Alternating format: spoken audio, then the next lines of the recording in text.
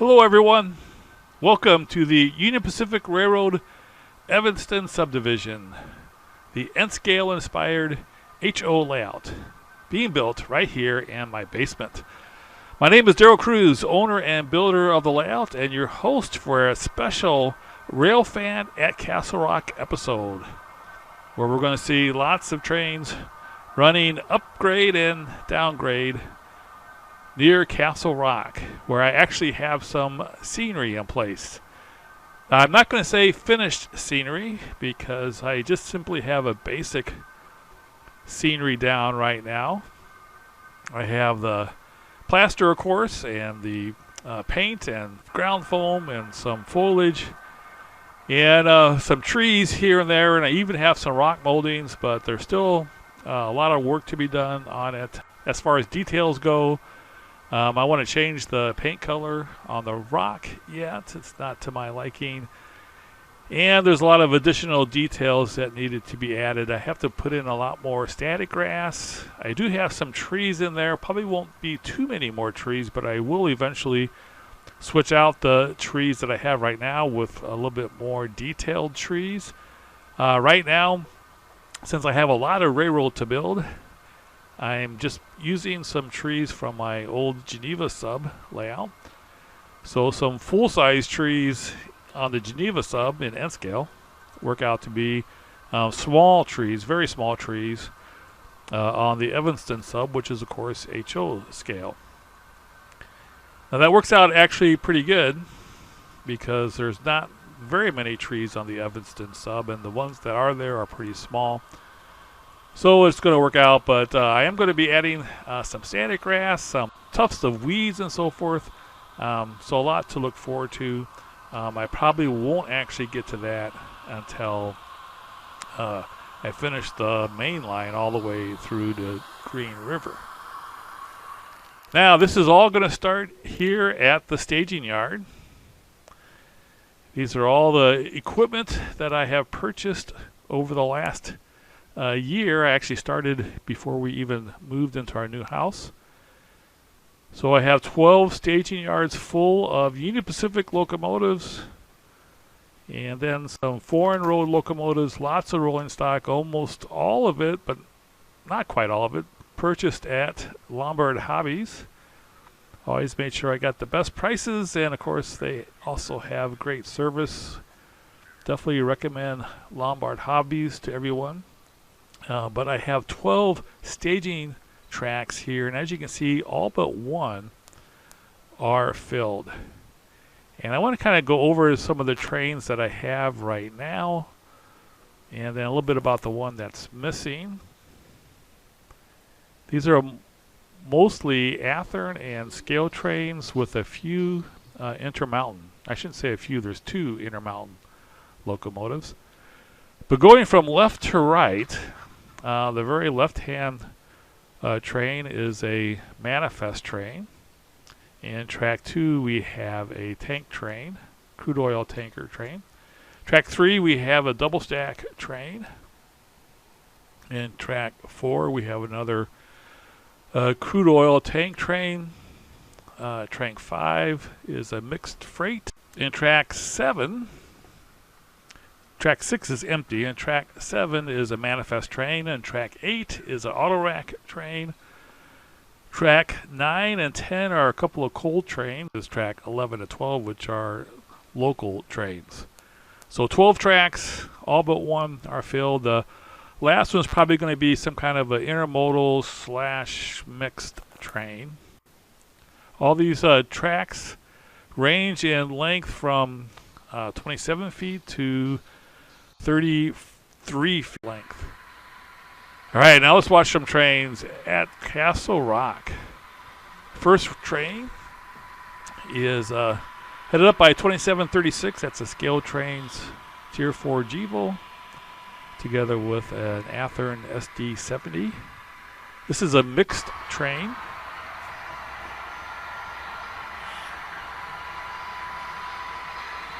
And I believe it has 36 cars. I have a little cheat sheet here with all the all the specs on the train. So here we have it going through Castlerock. This is on the modern main line. So we have the 2 lead locomotives followed by some Atlas reefers, some scale trains, coil cars, and then I believe we have some more scale train covered hoppers. This train has 36 cars, and its overall length, including the locomotives, is 2,791 scale feet. Most of these trains are more than a half mile long.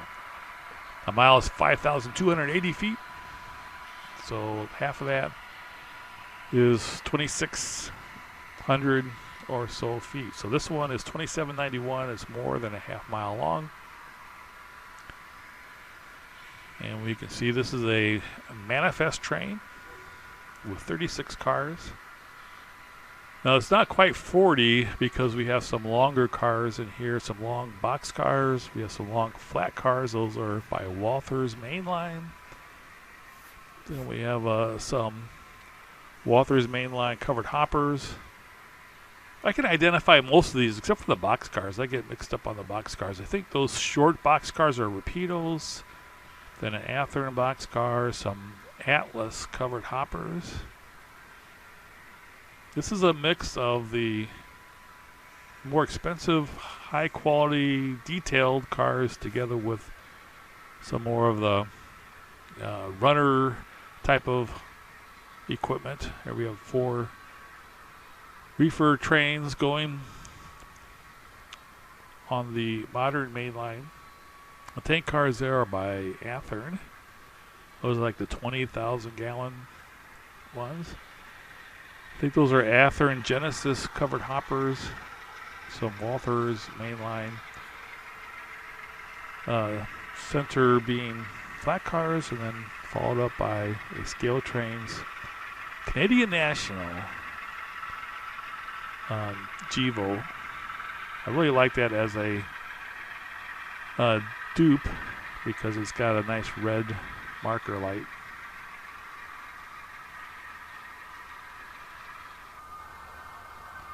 And then coming down, we have our coal train.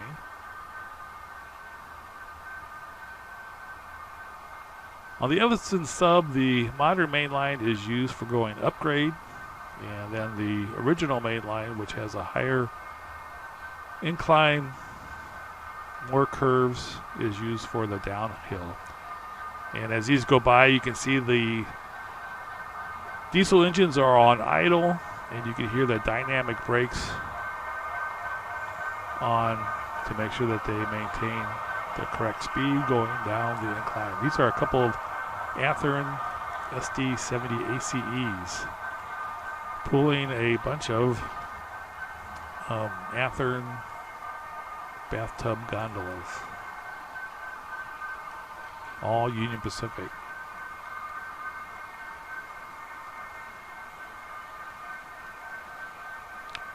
The coal trains are actually some of the shorter trains on the layout right now, though I'm going to add more coal cars as we go. But these are only 39 cars pulled by 3 locomotives. Total train length with the locomotives is 2,196 scale miles. Excuse me, scale feet, not scale miles.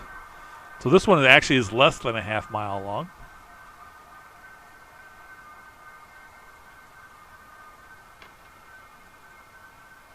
One thing I really like about HO scale, I like the sound, and that definitely makes things a lot more realistic. I tried sound in N scale, but it just didn't sound right. It was more annoying than enhancing the layout experience, the train running experience. But in HO, they sound pretty good. I'm going to try out some little bit higher quality speakers on some of these units. Some company called Scale Sound Systems, I think it is. Here we have it, a dupe DPU unit pushing from behind. I'm going to see, they're supposed to be even higher quality, so I might see, they're only $17 a piece. I might try some of those out. But anyway, I really like the sound that is a lot of fun. And I also like being able to run the DPU units. Was a lot more difficult in N scale to do that. You can't get the engines to run exactly the same scale speed as you can in HO scale. So it's been a lot of fun running the DPU units in HO scale. And I just like the heftiness of it also. That's been a cool change. So I'm definitely enjoying HO scale. Although, if people ask me, I would recommend to most people, especially if you have limited space, to go with N scale. It's an awesome scale. I definitely enjoyed 50 years of N scale modeling. Now this is an auto rack train with 24 auto racks pulled by 3 locomotives, 2 in front, 1 from behind. And this one, the auto rack, is 2,353 scale feet. So almost a scale half mile. This is a Athearn Gevo and an Athearn SD70. Have to put on yellow striping, silk stripes for that one. And these auto racks are by scale trains, although 4 of them are by Intermountain. I'll let you see if you can figure out which ones they are.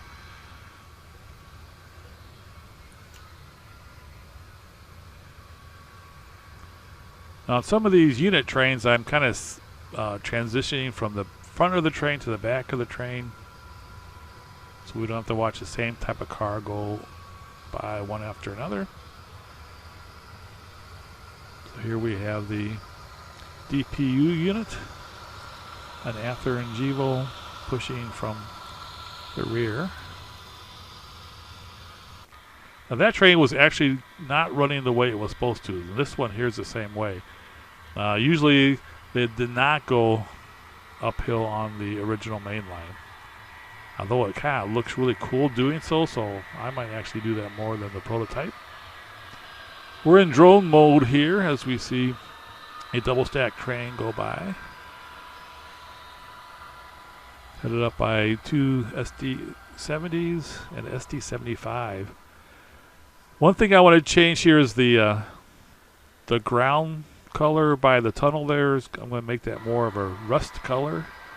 Here you can see the same thing where you don't have any ground cover. You have bare earth showing.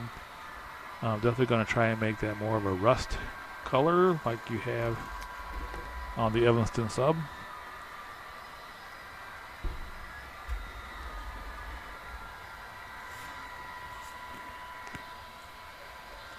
This double stack train or intermodal train is a mix of repeato cars, 3 repeato cars that you're looking at here, some Athearn long runners, and some Cottle, Maxi 5s, I think they are, the 3 unit 53-foot cars. And now we get a chance to see multiple trains running, 2 trains running at the same time. So first of all, we have another manifest train coming through. I think this is a manifest and double stack. So it's more of a mixed train headed up by looks like a Gevo and a SD70 in Southern Pacific colors. You have some Atlas reefers.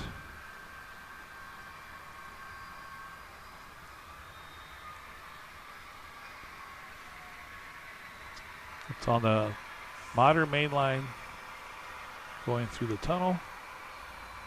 And as that train goes upgrade, we have a crude oil tank car coming downgrade.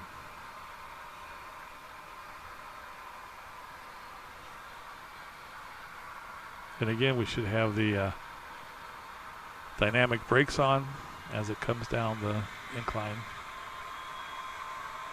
Engines in idle and dynamic brakes on.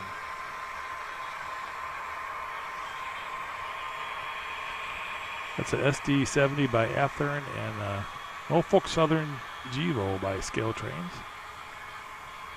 That boxcar is a Rapido boxcar, and then we have Scale Trains crude oil tank cars.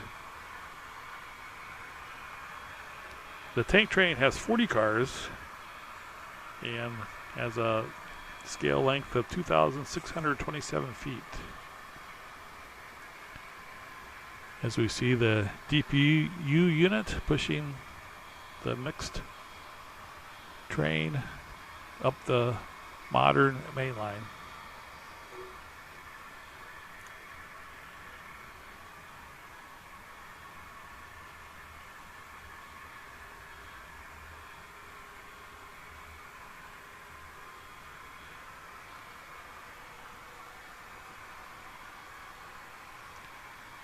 Make sure you stay tuned this weekend for an update, not only on the scenery and how I did the scenery.